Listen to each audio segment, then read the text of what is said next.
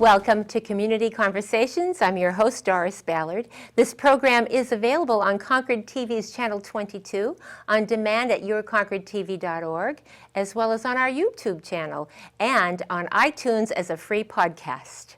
My guest today, I must say I'm very excited to have this person because I am Franco-American, and I'm really very anxious to introduce him to you as well as to me. So with that, John Tousignan, Executive Director of Franco-American Center. Welcome. Bonjour, Doris. Bonjour, that I know. All right.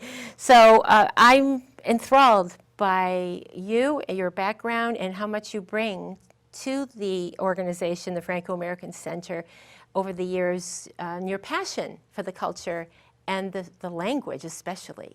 Well, absolutely. I am excited to be here, first of all, with you. Having grown up in Concord, I can't appreciate more what the Capital Region has to offer. And as far as my heritage goes, though, I was with my grandparents came down from Quebec.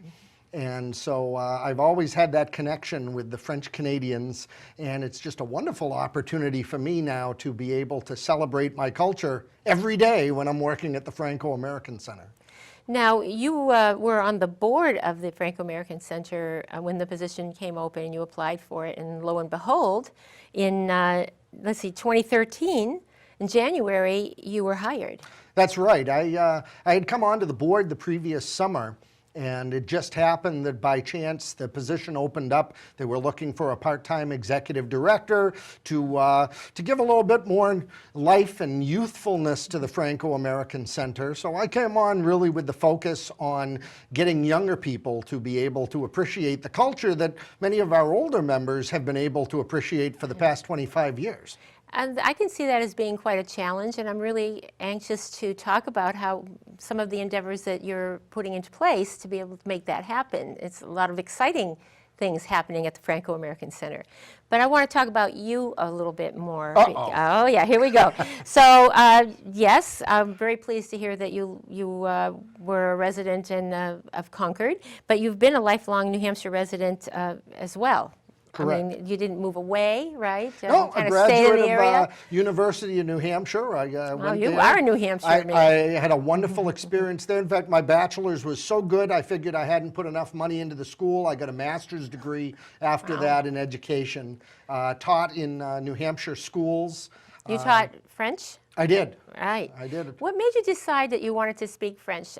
Your parents, you were raised in a Franco-American household? Well, Or did they make you speak French your entire life? No, quite the contrary. My grandparents spoke French on both sides, as I mentioned. Both sides of my family came down from Quebec. But my parents didn't speak French because at the time that my grandparents came down, there was a real attitude towards assimilation and saying, learn English, learn English. So neither of my parents really spoke French much. It was interesting because my father was a 23-year educator as principal at Conant School. Really? And everybody thought he spoke French. So the spoiler alert is he didn't. He fooled He people. spoke about 5 different phrases, but he said them with such gusto, everybody assumed that he could speak French fluently. But in fact, neither of my parents spoke French, and it was when I went to school, I had some great teachers here in the Concord school system who got me excited about my heritage and learning French. And so while in some families the parents would speak French so the kids didn't understand what they were talking about, in my household I'd speak French with my friends so my parents didn't know what we were planning for exploits. So if any of the young people happen to tune into this either on the podcast or on Concord TV or on demand on yourconcordtv.org, then maybe they'll think of learning the French language so that they can do the same, right? I would never suggest or condone that, but they might.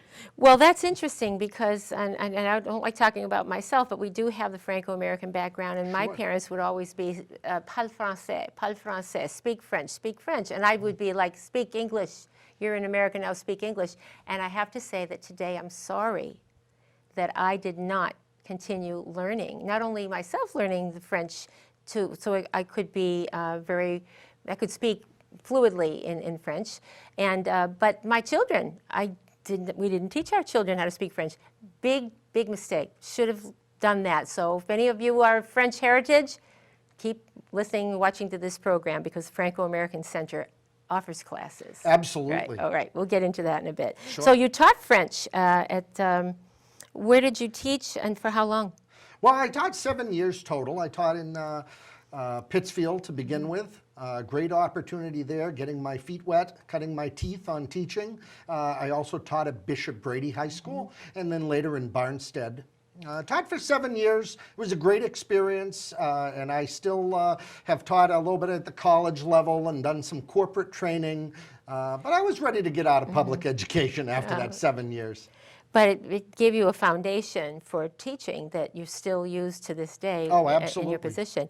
All right, so you were also something else that helped you, I'm sure, became even more adept in your position as executive director of the Franco-American Center, was that you're a small business owner. Yes, since 2007, I've been the owner and principal consultant for Partnership Frontiers, which is a management consulting firm specifically working with Canadian companies that want to export into the New England market.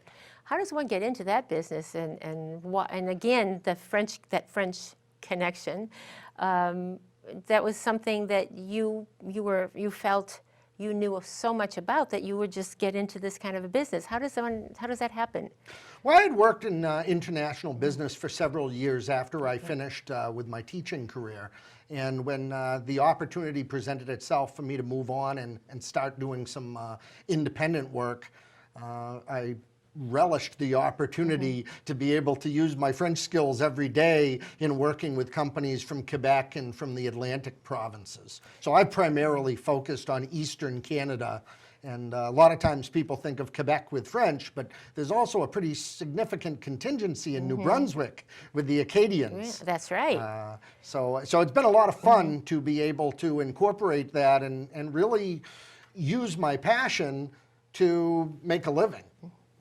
That's what it's all about. If you can use something you love and earn a living at it, that's the best of both worlds. Absolutely. Right? If you're just tuning in, this is Community Conversations. I'm Doris Ballard, the host of the program, and my guest today is John Tousignan. He's the executive director of the Franco-American Center, which is located now at St. Anselm's College. Am I right? That's correct. Now, that hasn't always been the case. So first of all, give us the mission of the Franco-American Center, and then how did it evolve from when you started to being at the St. A's? Sure. Well, the focus of the Franco-American Center, its mission, is promoting French language, culture, and heritage, and keeping those tremendous contributions that have come over the decades and the generations from people coming from Quebec and other Francophone countries, keep them alive and vibrant and contributing to our community, just as they have throughout the better part of the past century and a half.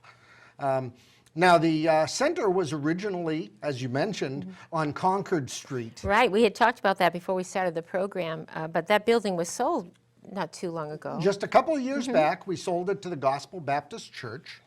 And prior to that, it had been used by the New Hampshire Institute of Art when we had first moved to St. Anselm College. And part of the reason we moved to St. Anselm College was because St. Anselm had a history of commitment to the French community. St. Anselm was founded by the Benedictine monks with a focus on serving the Irish and French population of Greater Manchester.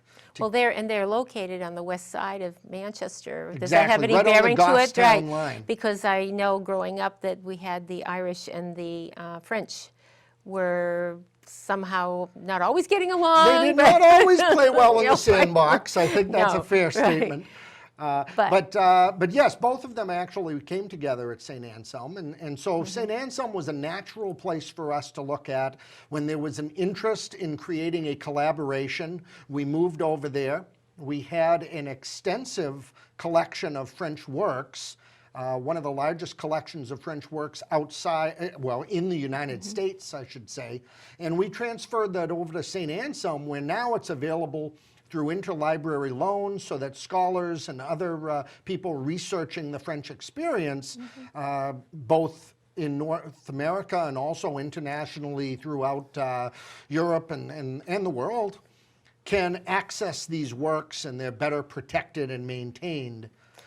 Let's give the website of your organization so that if anybody wants to visit and they can go and see what you're doing on Facebook as well. So what is it? Absolutely. Very easy to remember, Doris. FACNH.com for Franco-American Center, New Hampshire. So it's a FACNH.com. .com, although it is a nonprofit 501c3. It's still Yes. a .com. Yes, Okay. but we are a nonprofit Right. organization. All right. But as I understood, and I don't want to speak too much at all on the 52 Concord Street building that you had at one time, but did that relieve you of some responsibility of having to take care of a building? It was a challenging building in that it was over 100 years old, and it was high ceilings. It was very expensive to heat. It was a wonderful place when we were there initially, and it provided us an opportunity to have an art gallery and a library and a function room. But now we're more nimble because we don't have some of those overhead concerns. Right. So we're able to take advantage of using the facilities at St. Anselm's for a lot of our activities, as well as our classes. And That's a wonderful collaboration. I see more nonprofits doing that, collaborating with other organizations or other entities so that they can further their mission and watch the budget line item. well, exactly. And one of the projects we're working on in collaboration with St. A's is the establishment of the New Hampshire Institute for Franco-American Studies. At the moment, that's more of a virtual institute in that we offer certain events, including our speaker series. But we're looking at different ways that we can work with St. Anselm in the coming years to create it into one of those other signature organizations that St. Anselm's has, such as the Institute of Politics, which of course Right. has But they're very well statewide known and for that, international right. recognition.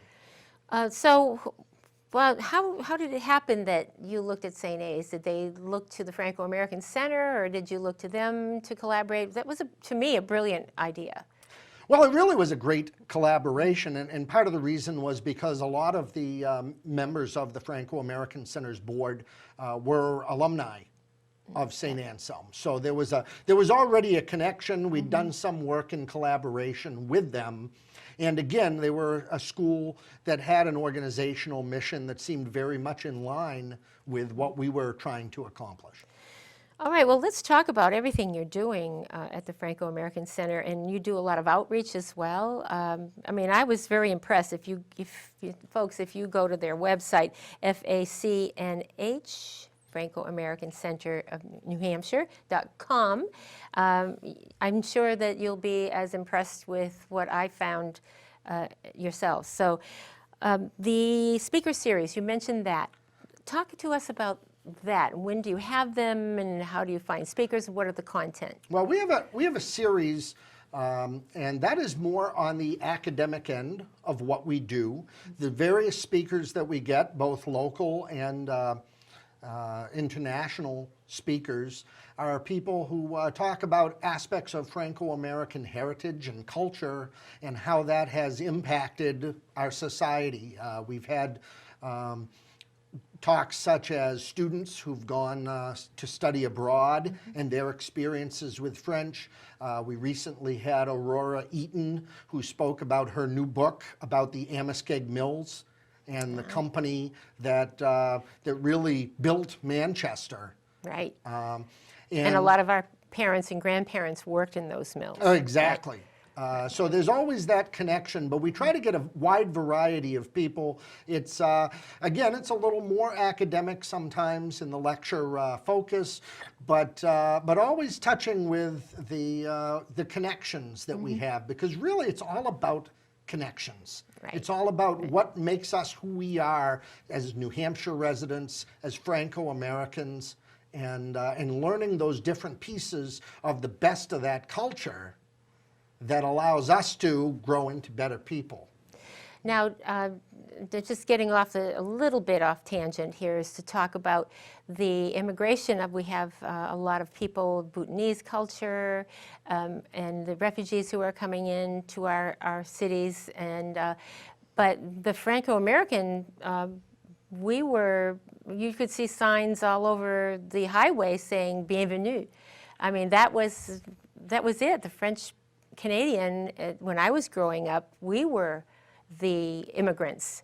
A lot of Well, our that's it. nationality. And you know, I think sometimes in the context of discussion with about immigration, we sometimes forget that all of us that aren't Native Americans at one point or another came from immigrant roots. That's right. Between 1860 and 1930, half the population of Quebec came down to work in the mills of New England. So that was close to 1 million people.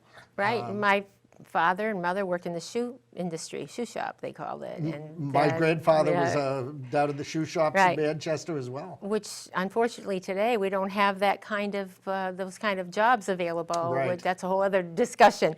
But anyway, all right. So the speaker series, do you get a good turnout for people to come to the speaker series? And how do they find out about it? We do. Well, of course, they go to facnh.com Right. Keep and repeating they find that. out. And we also have a fairly significant constant contact mailing list and a Facebook page for people to find out what's going on. But we hold them right on St. Anselm's campus. We've held them at the Institute of Politics at times, and now at the Dana Center, there's a nice lecture room. We regularly get 25 or 30 people that'll come out to the lectures. Do you have staff, or are you a one-person operation there as the director? I have a tremendous assistant. I hope she's listening, because then she'll hear that I said that. But there's 1.5 full-time employees. Other than that, it's all volunteers. And we've been so fortunate to have volunteers of all ages, ranging from some of our oldest volunteers that are in their 80s now to interns. In 2015, we had 12 interns that worked at the center at one point or another. Wow, that's amazing. That's great. And so both of those age groups bring different skills and different experiences that just help to make the activities more diverse and meeting the needs of different people. If you're just tuning in, my guest today is John Tousignan. He's the executive director of the Franco-American Center, which is located in St. Anselm's in Manchester, New Hampshire. But you serve the entire New Hampshire region, correct? I mean, you must have people coming from all over. Oh, absolutely. We really get a lot of people that, of course, are from the greater Manchester area, but we do activities in conjunction with other groups. We've done activities in conjunction with Plymouth State University, which has a very vibrant French program. We are working currently with Castle in the Clouds, which is in the process of putting together a Franco-American weekend that's going to be coming up this summer. So do you come up with these ideas? I think that's a wonderful idea, Franco-American weekend. So these little trips, I know that you have other trips too, but in bringing in the younger generation. Talk to us about how you do the French Adventures. Well, French Adventures is a great program, and we've got a very dedicated staff person or mentor leader for the adventures, Joanne Bélanger. Great French name. Yes. But the purpose of French Adventures is to reach out to those young people, and when I say young, I mean maybe 40s, 30s, that have children, and maybe they don't have that French language skill. So they want to share that language and that culture that they grew up with, or maybe that their grandparents talked about, with their children that are now growing up. So French Adventures is the French class that's always on a field trip. We take the students, and it could be of all ages, could be a grandparent with their grandchild, or a family, a couple, just someone who wants to get out and expand their French knowledge. We go to a location where we can do an excursion, introduce 15 to 20 vocab terms related to a theme, and then go do something related to that theme. So we've been to the Audubon Center to talk about nature. We've been to the Sea Science Center to explore the Manchester Mill experience. That's a great center, by the way. And it just goes on and on. But the key is, let's make language learning fun for people. Let them see that joie de vivre that we have. The love of life. Love of life, Yes, exactly. I see. I understood that. Excellent. All right. And again, if you're just tuning in, this is Community Conversations, a program produced by Concord TV that is on our channel 22, as well as on demand at yourconcordtv.org. And it's a podcast, too. And you can go to our website, yourconcordtv.org, to get more information. And like us on Facebook, too. I'm going to try my hand at speaking a little French at the end. And I want to say a very, very little, but I'm going to ask you to speak more fluently, because I love the sound of someone who really can speak any language fluently, which I'm jealous of, I may add. All right. Fashion show, you have different events. You had a fashion show in November at the Mall of New Hampshire. How was it Parisian influence? Well, absolutely. Because we're really trying to reach out to 4 different communities. We're trying to reach out to the French Canadians who still speak French, or people of French Canadian heritage, but also the people of French Canadian, Franco-American heritage that don't speak French. We're trying to reach out to the people from other countries of the world that speak French. And then a 4th group being people who don't have any French heritage, don't speak the language, but maybe they like some aspect of the culture, whether it's wine or art, or wine and art, or I like those two music. are perfect for me, music, wine, and art. So the fashion show was one of our outreach ideas, which really appealed to our 35-plus models of high school and college age. That's another wonderful way to bring in young people. Absolutely. And the way in which we were doing it was to focus on a Parisian-style fashion show.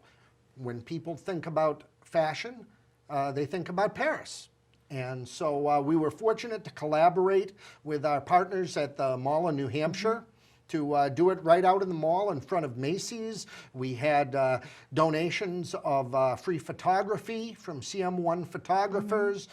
We had donations of makeup and hair styling, and people that were walking through the mall could see all these things. So it's kind of like walking backstage for a fashion show. That's exciting. And then doing the show itself. You also have a theater background, so all of this happened. I mean, you're at the right place at the right time for the right organization. I can see that, John. Well, I enjoy what I do. Every day I go to work, and it's a fun experience. It shows.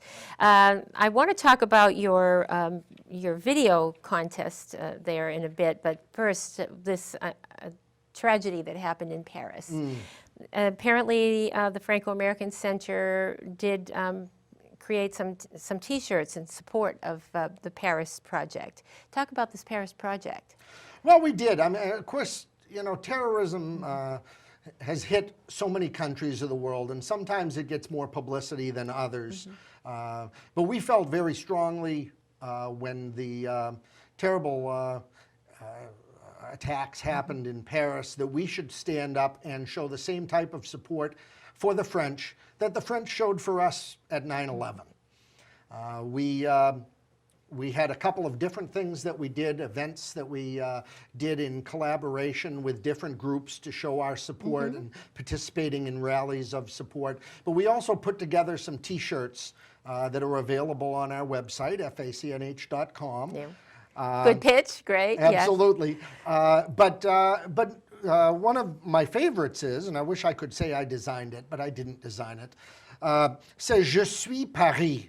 And it's got the Eiffel Tower. I am Paris, right. But it's really touching on the fact that all of us are part of that community, and when any part of our community gets affected by terrorism, we all are. Well, I think that's where you take your passion and your mission on an international level in collaborating with those who are suffering. But you're right, they were there for us for 9/11, so it's a relationship, it's a terrible way to be bonding with your international friends, but you're there for them. But a great opportunity to them. show support and Exactly. solidarity. All right, we only believe it or not, we only have a few minutes left. You do a lot with homeschoolers? We do. Yeah. We have a variety of classes for adults and for children. And a lot of homeschool parents find the Franco-American Center to be a great option because they want to inject language learning, but they maybe don't have the skills to do it in their own home environment. Right. That's wonderful. And the membership, I want to encourage people who maybe want to become members of the Franco-American Center, yes? Absolutely. Yeah. You can go to the website and become a member. FACNH.com. Our events, absolutely. And you have a lot of events. And we've got to talk before we wrap up soon, the video contest. Absolutely. Because that's right where we are here, Concord TV. Well, this is great, and I Right. hope that we'll be able to see some future collaboration on these things. But the video Absolutely. contest is for any high school student. It's sponsored by the Euclide Gilbert French Language Foundation, which is an organization that's been around for decades, promoting the study of French language. The video contest consists of students putting together a 1 to 2 minute video on a prompt that's listed on our website, but it's basically what aspect of a French-speaking culture has had an impact on you. And basically, it's a marketing opportunity for these students to sell in French what is most important and exciting to them about Is their this new? culture. This is the second year that we've done the contest. Last year we piloted it, and we were happy to collaborate with the Red River Theaters Yeah. to show the winning contestants' Sure. productions on the big screen. Well, we should have the them for award Concord TV ceremony. as well. We'll That have would to be talk great. about that after the program. Absolutely. Anyway, well, now I'm going to give you an opportunity because we're wrapping up now, if you can believe it. For those of you who have been with us or just tuning in, you will be able to see this on demand on yourconcordtv.org, or it's on iTunes as a free podcast, and it should be up and running in another couple days. And if you get Channel 22 in Concord or you're a resident, you'll be able to see it then. It'll be aired about 5 times the next week. But in any case, yourconcordtv.org is where they want to go.